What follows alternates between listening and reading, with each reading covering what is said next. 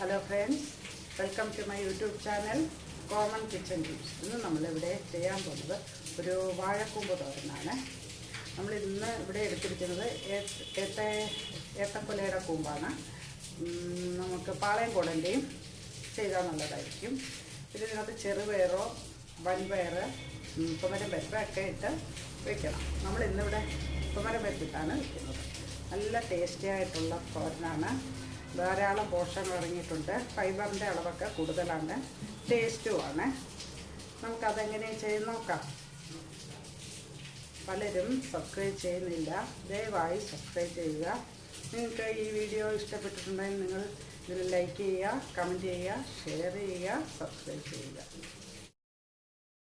നമ്മളിന്നിവിടെ എടുത്തിരിക്കുന്നത് ഏത്തക്കൊലയുടെ കൂമ്പാണ്. നമുക്ക് കുറേ ലെയറങ്ങ് പൊളിച്ച് മാറ്റണം. നമുക്കതൊരു ക്രീം കളർ വരുന്നവരെ നമുക്ക് അതിൻ്റെ ബാക്കി പോളകളെല്ലാം പൊളിച്ച് മാറ്റണം. പിന്നെ ഇത് കഴുകേണ്ട ആവശ്യമില്ല. ഒരുപാട് പോളകൾക്കകത്തിരിക്കുന്ന സാധനമുണ്ട്. ഇത് നല്ല വൃത്തിയായിട്ടിരിക്കുകയാണ്. നമുക്കിനി അത് അരിഞ്ഞെടുക്കാം. നമുക്കൊരു തുമര വെച്ചിട്ടാണ്, തുമരം പരിപ്പ് ചേർത്താണ് തോരൻ ചെയ്യുന്നത്.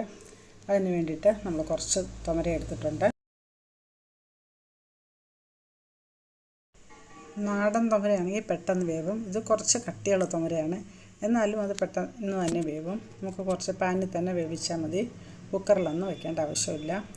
കുറച്ച് വെള്ളവും ചേർത്ത് നമ്മളിത് അടച്ച് വേവിക്കാം.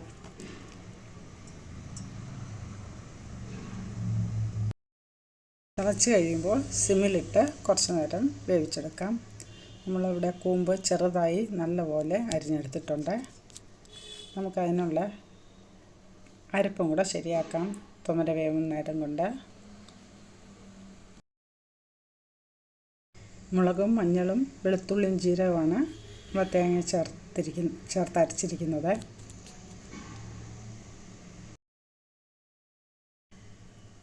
തുമരം പരിപ്പ് വെന്ത് വന്നിട്ടുണ്ട്.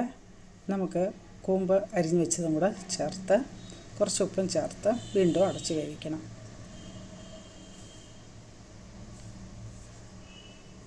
നല്ലപോലെ ഇളക്കി എല്ലാം കൂടെ യോജിപ്പിച്ചതിന് ശേഷം കുറച്ച് ഉപ്പും ചേർത്ത് അടച്ച് വേവിക്കാം.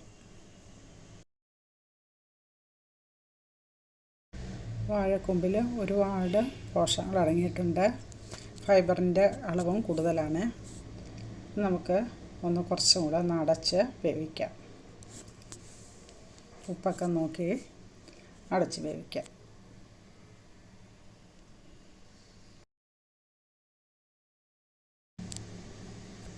കൂമ്പും തോമരയും കൂടെ നല്ലപോലെ വെന്ത് വന്നിട്ടുണ്ട്.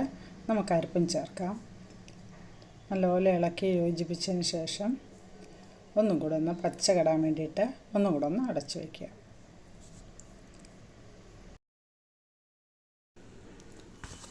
കൂമ്പ് തോരൻ റെഡിയായിട്ടുണ്ട്. നമുക്കിനി കുറച്ച് കറിവേപ്പിലയും ചേർത്ത് കടുവും താളിച്ച് ഗ്യാസ് ഓഫ് ചെയ്യാം. കൂമ്പ് തോരൻ പ്രായമായവർക്കും ചെറിയ കുട്ടികൾക്കൊക്കെ ഒരേപോലെ നല്ല ഗുണമാണ്. നമുക്ക് ചോറ് അധികം കഴിക്കാൻ പാടില്ലാത്തവർക്കും തോരനായിട്ടൊക്കെ വെച്ച് നല്ലപോലെ ചോറിൻ്റെ അളവ് കുറയ്ക്കാം. നിങ്ങളിങ്ങനെ ചെയ്ത് നോക്കുക.